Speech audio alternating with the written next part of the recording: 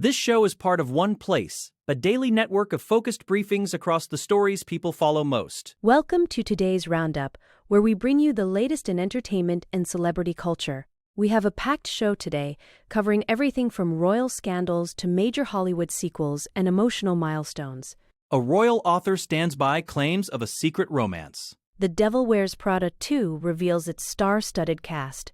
Vernon Kay breaks silence on his shock marriage split. Rihanna celebrates Mother's Day with a bold date night. Bonnie Tyler remains in a coma after cardiac arrest. Jennifer Lopez stuns at the roast of Kevin Hart. Martin Short speaks on staggering personal family losses. The Short family endures a nightmare after tragic death. First, a royal bombshell. Royal author Andrew Lowney is making waves by doubling down on his claims regarding an intimate relationship between Sarah Ferguson and the disgraced music mogul Sean Diddy Combs. In a revised edition of his book entitled The Rise and Fall of the House of York, Lowney describes their connection as a friends with benefits arrangement that allegedly began around 2004. According to the biographer, the pair first met at a party hosted by Ghislaine Maxwell in 2002. Lowney insists his information is fully sourced from former employees of both Ferguson and Combs. He claims they met frequently at high-end hotels across Europe and Africa, including one stay at a 7-star hotel that cost over $68,000 a night. These allegations paint a picture of a very expensive and secretive friendship. The details get even more controversial, as the book suggests Diddy was quite vocal about the relationship to his colleagues. Allegedly, he expressed interest in Ferguson's daughters, Princess Beatrice and Princess Eugenie, once they came of age. This is particularly alarming because Ferguson reportedly introduced her daughters to Diddy during one of his infamous yacht parties back in 2006, a move that royal staffers at the time found deeply concerning. While Ferguson has been busy defending her ex-husband Prince Andrew against various allegations, these new claims about her own past associations add another layer of scrutiny to the House of York. With Diddy currently serving a 50-month federal sentence for crimes related to prostitution, the timing of these resurfaced and expanded claims by Lowney is creating a significant stir in both royal and entertainment circles.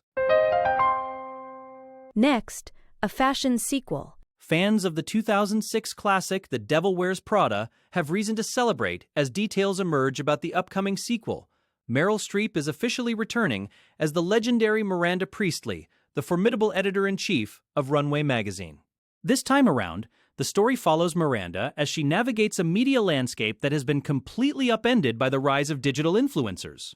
Joining her is Anne Hathaway, reprising her role as Andy Sachs. However, Andy is no longer the frazzled junior assistant. She is now the features editor at Runway. Hathaway recently shared that her character has gained significant confidence over the last 20 years, moving away from the desperate need to please her boss and instead focusing on being her authentic self. It is a transformation that many fans are eager to see on the big screen. The cast list continues to impress, with Emily Blunt returning as Emily Charlton, who has now climbed the ladder to become a senior executive at Dior. Blunt described returning to the role as slipping into a deranged pair of old slippers, promising that the character's signature intensity remains intact. Stanley Tucci is also back as Nigel, Miranda's loyal right-hand man. Beyond the original stars, the sequel is introducing a wave of new talent, including BJ Novak, Lady Gaga, and Justin Theroux. Interestingly, some characters didn't make the cut. Conrad Ricamora revealed his role as Andy's roommate was removed because it didn't fit the grand scheme of the film. With such a powerhouse lineup and a modern twist on the fashion industry, the sequel is shaping up to be just as influential as the original film that defined a generation. Now, a marriage ends. Vernon Kay has officially broken his silence following the shocking announcement of his split from Tess Daly after 23 years of marriage. Speaking on his Radio 2 show this Monday, Vernon took a moment to thank listeners for the overwhelming wave of well wishes and support the couple has received since the news broke on Friday. He appeared composed but touched by the public's reaction, noting that the kindness has been greatly appreciated during what is clearly a difficult transition for their family. The couple, who share 2 daughters, Phoebe and Amber, emphasized in their initial statement that they had agonized over the decision to separate. Despite the end of their romantic relationship, they remain committed to co-parenting and maintaining a supportive environment for their children. It is a poignant end to one of the most enduring partnerships in British television. What makes this split particularly unique is the reported lack of animosity between the two. Sources close to the couple claim that after releasing their joint statement, Vernon and Tess actually shared a glass of champagne together in their home to toast their futures. They are currently still living in the same property and are determined to keep the process classy and respectful. There was no single explosive event that led to the breakup. Rather, it was described as a gradual growing apart over time. They first met in 2001 and were engaged by Christmas the following year, building a life together that spanned over 2 decades. By choosing to remain friends and prioritize their family's well-being, they are setting a remarkably mature example of how to navigate a high-profile divorce while keeping their shared history and mutual respect at the forefront. Moving to a celebration. Rihanna made quite the entrance in New York City this past Sunday, celebrating her first Mother's Day as a mom of 3. The superstar was spotted on a romantic date night with partner AP Rocky at the upscale Italian restaurant Cucina Alba. Rihanna, who is 38, turned heads in a daring ensemble featuring plunging black lace lingerie worn under a sharp black suit. The couple appeared relaxed and stylish, with AP Rocky opting for a beige suede trench coat and both wearing oversized shades. This outing marks a special milestone for the singer, who welcomed her 3rd child, a daughter named Rocky Irish, just 7 months ago. The couple also shares 2 older sons, Rizza and Riot Rose. It was a rare moment of glamour for the pair, who have been busy managing their growing family and various business empires over the last year. Beyond the fashion, Rihanna also revealed some very sentimental new ink to mark her journey as a mother. She recently got a new tattoo on the back of her knee that features abstract scribbles designed by her children. Celebrity tattoo artist Keith Bang Bang McCurdy shared the process on social media, showing the original paper with the kids' drawings and even some Paw Patrol stickers that served as inspiration. Rihanna has been vocal about how much she cherishes motherhood, recently getting emotional in interviews about how quickly her sons are growing up. AP Rocky has also shared that their children are getting along better than he initially expected, which is a relief for any parent of 3 young kids. This Mother's Day celebration seemed to be the perfect blend of high-fashion date night and deeply personal family reflection for the music icon. Next, a health update. The music world is sending thoughts and prayers to legendary singer Bonnie Tyler, who is currently in a serious condition at a hospital in Portugal. The 74-year-old total eclipse of the heart star reportedly suffered a cardiac arrest while doctors were attempting to bring her out of an induced coma. This medical emergency follows a series of complications that began with a burst appendix and subsequent life-saving surgery.